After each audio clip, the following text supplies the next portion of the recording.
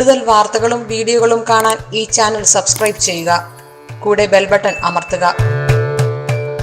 ഏലസുകളുടെയും യന്ത്രങ്ങളുടെയും പ്രാധാന്യമെന്ത്? ഏലസുകളും യന്ത്രങ്ങളും ധരിക്കുന്നത് കൊണ്ട് എന്തെങ്കിലും ഉപയോഗമുണ്ടോ? അതെന്തിനാണ് അത് ചെയ്യുന്നത്?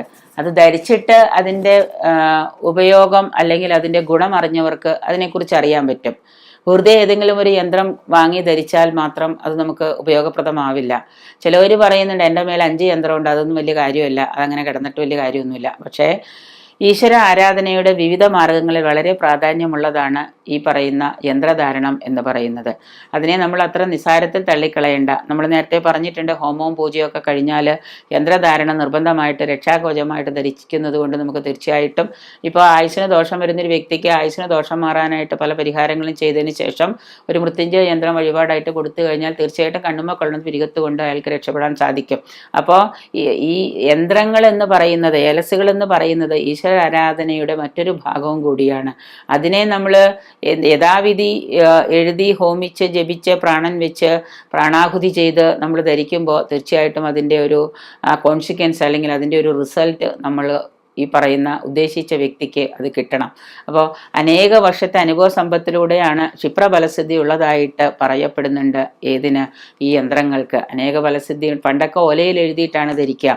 പിന്നെ ആയപ്പോൾ അത് മാറി. ഇപ്പോൾ ഈ വെള്ളിത്തകിടിലും സ്വർണ്ണത്തകിടിലും ചെമ്പ് തകിടിലൊക്കെയാണ് എഴുതാൻ തുടങ്ങിയത്. അപ്പോൾ ധാരാളം ഫലസിദ്ധി ഉള്ളതായിട്ടാണ് പറയുന്നത്. ഈ മന്ത്രങ്ങൾ ഇങ്ങനെ എഴുതി പിടിപ്പിച്ച് യന്ത്രങ്ങളിലാക്കി അത് നമ്മൾ ധരിക്കുന്നത് കൊണ്ട് ഗുണകരമായ മൂർത്തികളുടെ പൂജയാണോ ഹോമം ആണോ ഏലസാണോ നമ്മൾ ഉപയോഗിക്കുന്നത് എന്ന് തീരുമാനിക്കണം.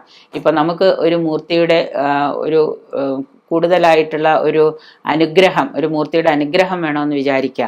അപ്പോൾ ഏതെങ്കിലും ഒരു കാര്യം സാധ്യത്തിനായിട്ട് നമ്മൾ ഒരു പൂജ ചെയ്യുമ്പോൾ ഒരു കർമ്മി പറയുകയാണ്, നിങ്ങൾ ഇതിൻ്റെ ഒരു യന്ത്രം മേടിച്ച് ധരിച്ചോളൂ അല്ലെങ്കിൽ യന്ത്രം എഴുതി തരാൻ പറഞ്ഞോളൂ എന്ന് പറയുമ്പോൾ അതിനെ വിധിയാമണ്ണം നമ്മൾ എഴുതിയിട്ട് അതിനെ പ്രാണാഹുതി ചെയ്ത് അതിനെ ജപിച്ച് ശക്തിപ്പെടുത്തി ആ യന്ത്രം ധരിച്ചു കഴിഞ്ഞാൽ പറയുന്ന റിസൾട്ട്, ഇൻസ്റ്റൻറ്റ് റിസൾട്ട് നമുക്ക് കിട്ടും. അപ്പോൾ അതിനെ ഏലസായിട്ട് നമുക്ക് യന്ത്രമായിട്ട് നമുക്ക് ഉപയോഗിക്കാം. ഇതിൽ ഏതായാലും നമ്മൾ ഇവിടെ കർമ്മികളുടെ ശക്തമായ ഉപാസന വളരെ അത്യാവശ്യമാണ്. നേരത്തെ നമ്മൾ പറഞ്ഞു ഹോമവും പൂജയൊക്കെ ചെയ്യുമ്പോൾ സാധകന് കർമ്മി ഉപാസകനായിരിക്കും, സാധകന്റെ ഡെഡിക്കേഷനും കൂടെ വേണമെന്ന്.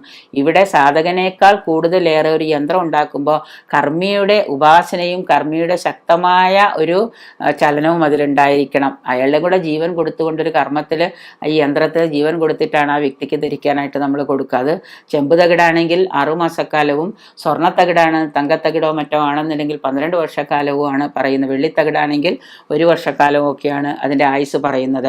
അതുകൊണ്ട് തന്നെ വെള്ളിത്തകിടിലൊക്കെ ധരിച്ചു കഴിയുമ്പോൾ 1 വർഷം കഴിഞ്ഞാൽ ചിലപ്പോൾ സ്വാഭാവികമായിട്ട് നമ്മൾ ചെയ്തുകൊണ്ടിരുന്ന കാര്യത്തിൽ എന്തെങ്കിലും ഏറ്റക്കുറച്ചിലുകളൊക്കെ വരാം.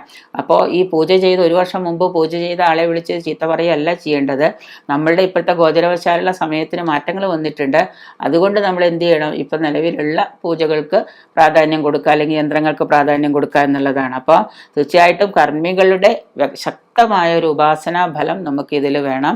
ഈ ഏലസ് അല്ലെങ്കിൽ യന്ത്രങ്ങൾ ഉണ്ടാക്കാനായിട്ട് അത് വളരെ അത്യാവശ്യവുമാണ്.